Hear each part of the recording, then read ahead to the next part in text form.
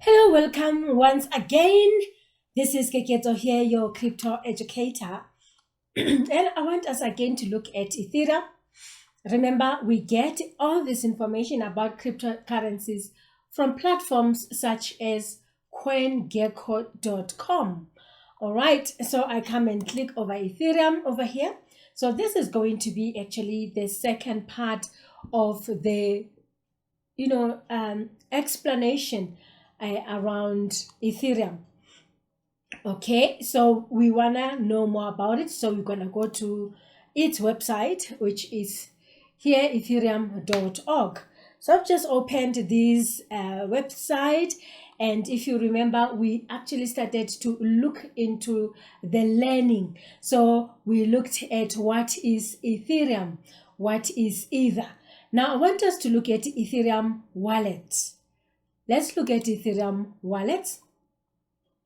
It says holding the keys to your digital future. Wallets help you access your digital assets and sign into applications. So this is so great. It's so simple to understand that a wallet is for safekeeping. But once you want to sign into applications, to different solutions, then you will have to connect your wallet.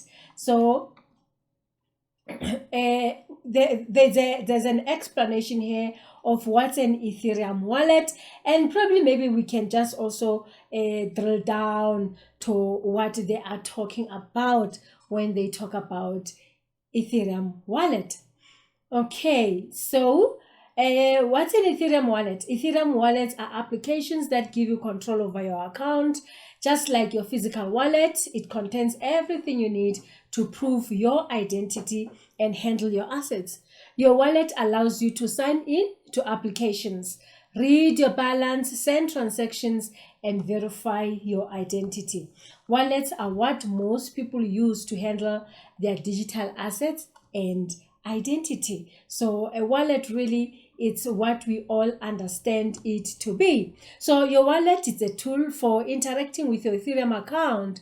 That means you can swap wallet providers at any time.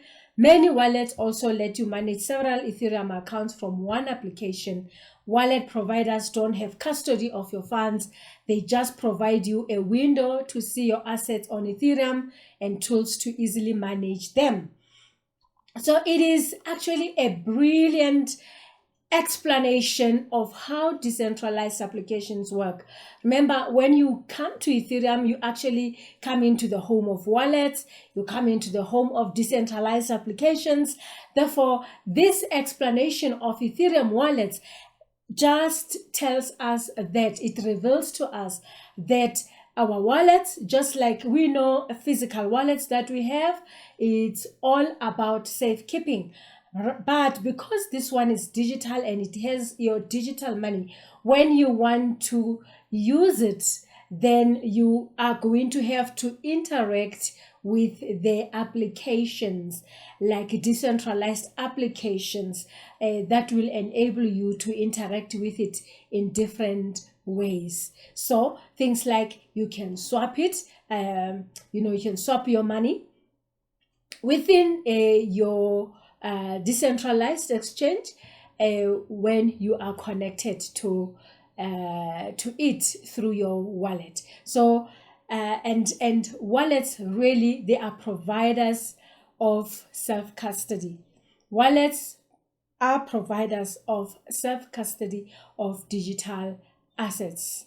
So it's important for us to understand, therefore, that when we talk about things like your decentralized applications or decentralized exchanges, that the decentralized exchanges is that a infrastructure that's been built there, and therefore it is built in such a way that anyone can then interact with it. But when you interact with a decentralized exchange, you're going to need to be having a digital wallet that is compatible to the decentralized application that you are using. Now, this is basically, once you can understand this that's been said here, you already understand how decentralized exchanges, decentralized applications work. This is few sentences that explains how DeFi works. All right, let's look at how to create an Ethereum account. So how to create an Ethereum account, anyone can create an Ethereum account for free. You just need to install a crypto wallet app, and wallets create and manage your Ethereum account. They can send transactions, check your balances, and connect you to other apps built on Ethereum. So you just need to find an app, a crypto wallet app. That crypto wallet app, most of them, they will already have an Ethereum. But those ones that are built on Ethereum, they will automatically have Ethereum. So those wallets then are your Ethereum accounts. They are your Ethereum wallets. So we have a long list of these wallets. There are many. There are almost like 38 of them. So you can, if you want to look for any other wallet, you can come over here and you see a long list of these wallets. All right, and then the process of downloading or of choosing a wallet. So it's a list of all the wallets. Then the step 2, you download and install your wallet app. You open the app and create your Ethereum account. Then you store your recovery phrase. So what are these recovery phrases? They're actually like your key. Recovery phrases are your, in our day-to-day, it will be like your PIN code, you know, your login details. So when you don't have your login details, so you don't have access to your wallet or your bank account, you don't have access. So currently you can then go to a branch or phone someone. But on these digital assets, you know, or digital side of things, there is no office you can go to. No one knows you know, about your recovery phrase.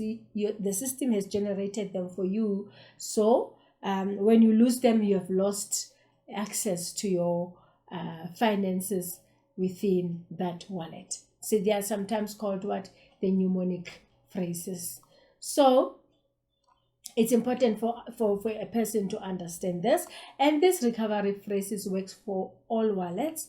And at the moment, they work for all wallets. So once you have downloaded and installed your wallet, you have opened the app and create your Ethereum account, then you can store your recovery phrase to make sure that you can always go back to your wallet and access, you know, whatever amounts or whatever you have in the wallet, so that you can have access to it and do whatever you want to do. Remember that wallets are for self-custody.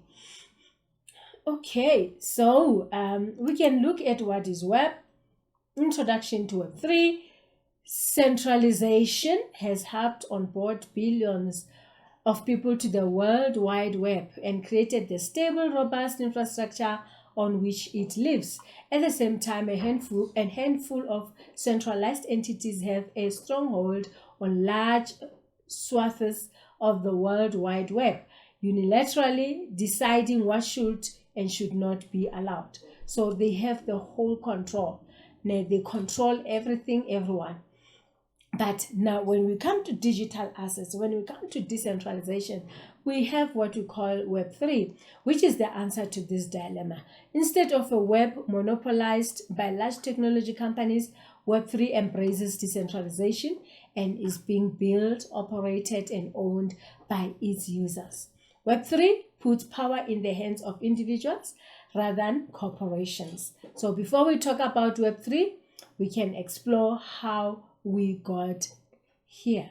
So it takes us from the early web, you know, from 1990 to 2004, and you can the read write only option, and then read write and own the information, and then now we have what is called Web3. So there is a really host of information here about everything that you may want to understand about Ethereum. And as I said, Ethereum is a backbone, is an infrastructure, a backbone for crypto assets.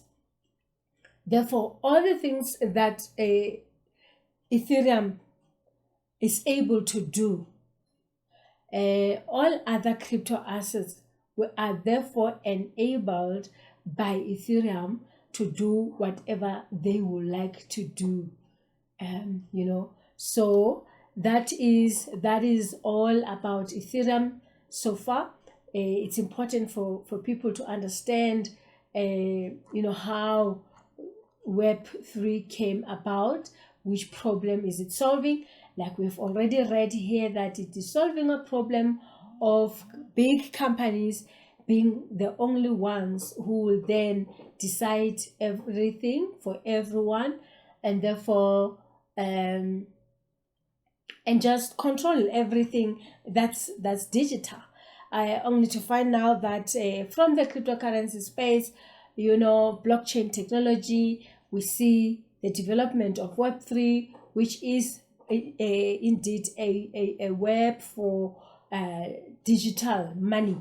So therefore there are new rules, because we have now new protocols on Web3, new ownership, new rules altogether. And this is what blockchain technology it's giving us. All right, and then we can also look at the smart contracts. Let's just quickly look at smart contracts, which is here. Introduction to smart contracts. So let me just say, smart contracts are the fundamental building blocks of Ethereum application layer. They are computer programs stored on the blockchain that follow if this then that logic. Yeah, so that is how they actually write these smart contracts, these protocols. So I want to read this sentence again. They are computer programs stored on the blockchain that follow if this then that logic. So you always have to create a solution and then find a way to say, then if somebody clicks here, then what is it that they are going to get? Let's quickly see at the code. The code is law smart contract explained, and see what they will say here. Have you ever heard the expression code is law, where technology is used to enforce rules? In that case, do we even need lawyers?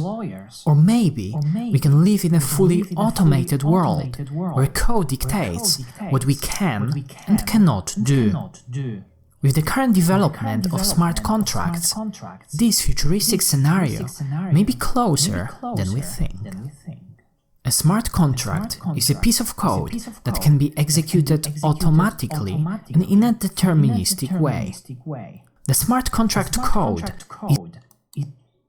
Wow, that's a like a piece of information really right there. So what I'm going to do, I'm going to create a brand new video which will just be covering this, and we'll talk to it afterwards so that we can fully understand. If you liked this video, please do like it on the YouTube channel. Please subscribe if you are not yet subscribed, and just click that notification bell so that every time I post some information around crypto, then you are able to see it and then take advantage of it. Wasn't that beautiful? I think it was. I like the way Ethereum people have laid the information so simple for everyone to understand.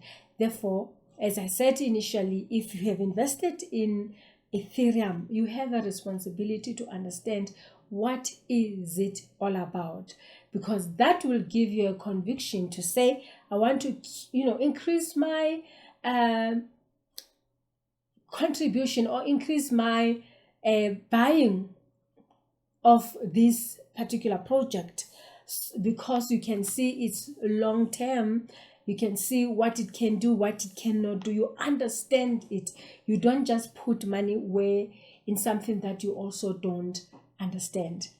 Thank you so much. It's been good talking to you. Let's meet again in the next video, where we will be diving deep into the code is law.